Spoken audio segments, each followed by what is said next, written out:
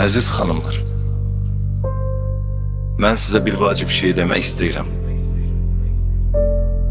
Biz kişilər bunu çox nadir hallarda ucadan deyirik. Biz çox güclü sevə bilirik.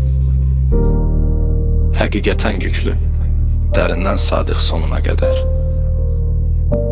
Amma bu böyük sevgimizin oyanması və ömürlük qalması üçün bizə sizdən çox az şey lazımdır.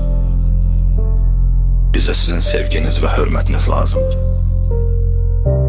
Biz sadəcə hiss etmək istəyirik ki, sizin üçün bu həyatda ən qiymətli xəzinə bizik. Siz bizə isti və qürurla baxanda, biz dağları yerindən tərp etməyə hazır oluruq. Səninlə hər vəziyyətdəyəm deyəndə, biz yenilməz oluruq. Biz sizdən zəif olmağı tələb etmirik.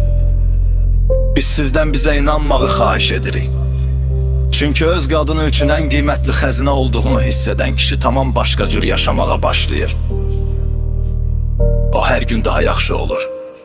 Məhz onun üçün.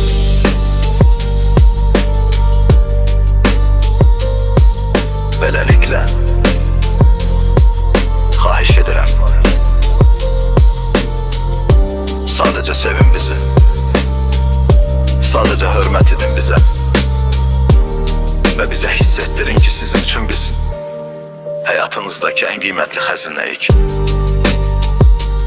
O zaman biz sizi elə sevəcəyik ki, yalnız kişi qadını belə sevə bilər.